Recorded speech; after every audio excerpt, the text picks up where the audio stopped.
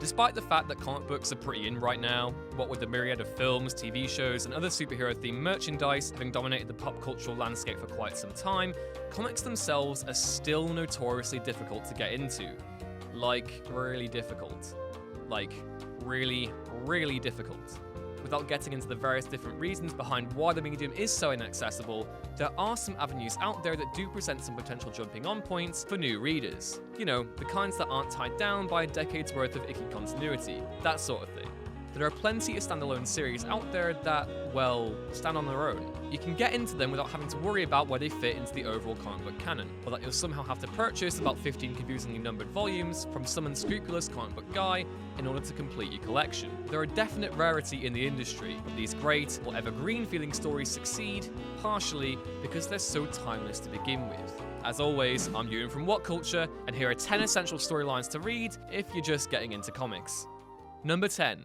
Batman, The Long Halloween. Most writers will cite either Year One or The Dark Knight Returns as being the most essential Bat story out there, but both don't paint a definitive picture of the Dark Knight, with one taking place at the beginning of Bruce Wayne's nighttime career and the other during the character's twilight. Jeff Loeb and Tim Sale's The Long Halloween, however, occupies a nice middle ground in the Bat mythos. Situated in and around the second and third years of Batman's crime-fighting career, Loeb's seminal detective story redefined origins, shaped relationships, and did it all while weaving one of the greatest mysteries to have graced the pages of a DC comic book. Fans of Christopher Nolan's Batman trilogy will no doubt recognize some of Tim Sale's pencils as well, as the book inspired a lot of the material covered in The Dark Knight, particularly in its depiction of the dynamic shared between Gordon, Batman, and Harvey Dent.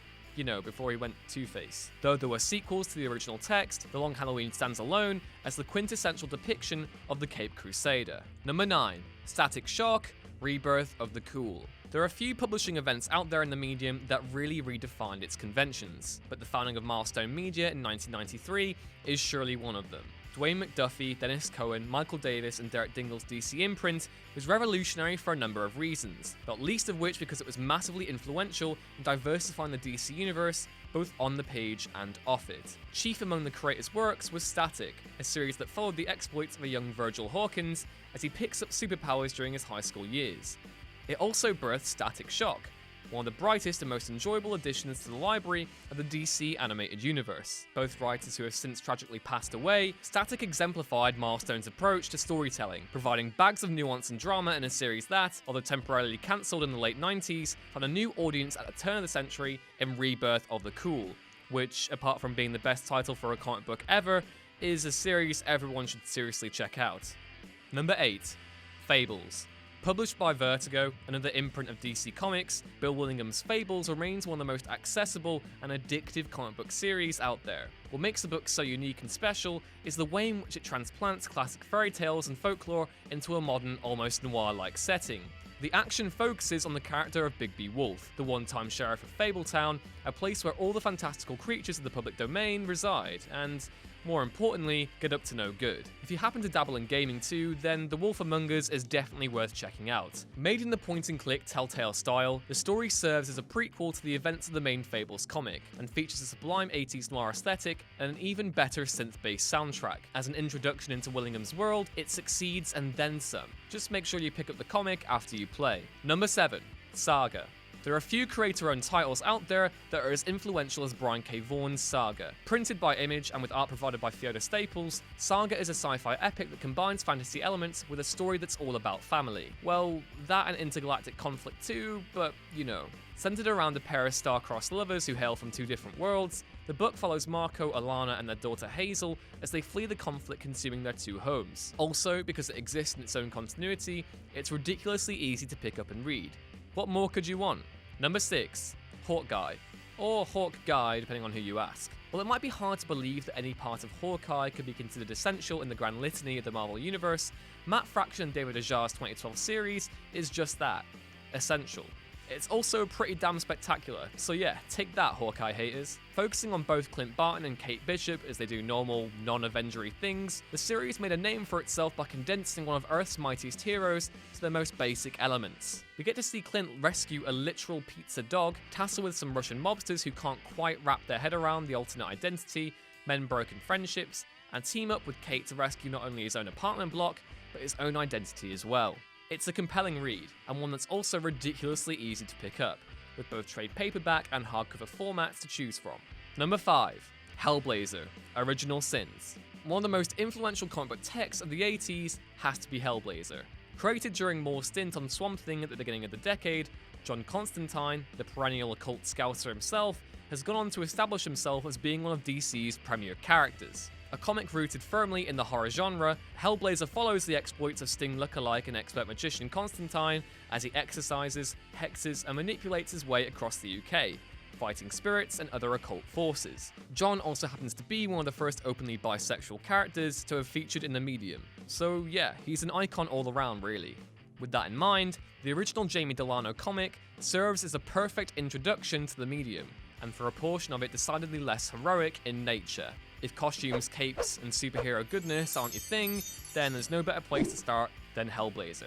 Number 4. Ms. Marvel. Written by G. Willow Wilson and initially penciled by Adrian Alfona, Ms. Marvel focuses on Muslim-American teen Kamala Khan as she navigates the world with a wicked set of new powers. Taking on the former title of her favourite Marvel character, Carol Danvers, now Captain Marvel, Kamala sets out to fight crime and, one day, even join the Avengers. She's a fan favourite hero, and Wilson's series in particular has received a whole raft of accolades from critics and audiences alike, with the first few trade paperbacks of the series selling massively, and subsequently cementing the character as a key icon of Marvel's burgeoning commitment to diversify its universe. Everything about the Wilson series just exudes quality, and the character's now iconic status serves as a testament to that fact. If you're looking to explore Marvel as it is today, there's no better place to start than with Ms. Marvel.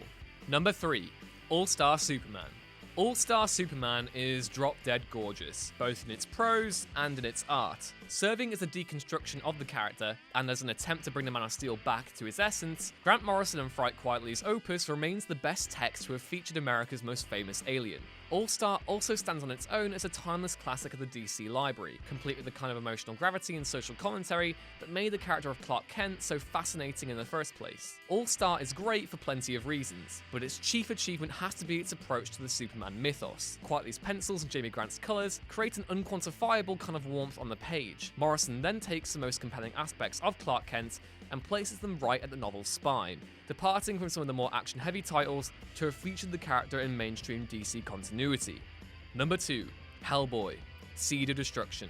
There isn't a title out there as atmospheric or addictive as Mike Mignola's Hellboy. A series centered around the literal harbinger of the apocalypse, Hellboy, and its sister title, BPRD, has to be one of the most unique properties in the medium. The series itself developed a massive fan following early in the 2000s because of its brilliantly woven gothic elements, as well as the strength of the lead himself, who now needs no introduction. The dryness of the title character ends up grounding the universe perfectly, and lends the book a surreal edge that few others in the horror genre have managed to eclipse. Sure, there's plenty of material to get through, but the pulpy trade paperback format of Dark Horse's collections have cemented that series as being among the easiest to pick up and enjoy. The linear, quasi-chronological nature of the Hellboy mythos also invites readers to embark on a journey fundamentally different to that of other comics in the medium. As with the character, there's a definitive beginning, middle, and an end. You can see Hellboy's entire life from start to finish, and given the dramatic payoff of the In Hell arc, it's a tremendously gratifying one to witness. I myself can attest to that. Horror fans in particular will need little cause to check this book out, and given how Neil Marshall's darker, more faithful adaptation of the series is fast approaching, now is as good a time as any to check it out. Number 1. Watchmen. Watchmen takes the cake for being the most iconic graphic novel of all time, so it should come as no surprise to see it as a comic book essential, really. There's not much to say about Watchmen other than what's already been said. It's so influential, so significant, and so recognizable as both a comic book and as a commercial property that, apart from the Justice League and the Avengers, it's probably the most famous superhero team-based book out there. For a series that relied so heavily on creating brand new characters for its story, that's a tremendous feat. Although it's true that the book is a Cold War analogue through and through, many of the themes it broaches are still relevant today, particularly in its satire of the superhero genre itself. Watchmen is the ultimate superhero story, not because it encompasses the genre in a feel-good way or because it pays homage to the history of the medium, but because it contextualizes it in a frighteningly realistic world. What better place to start your journey into comics than there? And that's our list. What books would you recommend to new comic book readers? Be sure to let us know in the comments below, and before you do, be sure to like, share, and subscribe, and head back down to whatculture.com for more sagely comics advice every day. I've been Ewan, and I'll see you next time.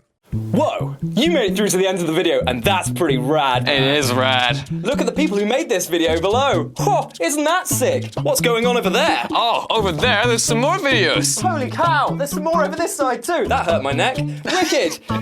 There might be some good stuff on it.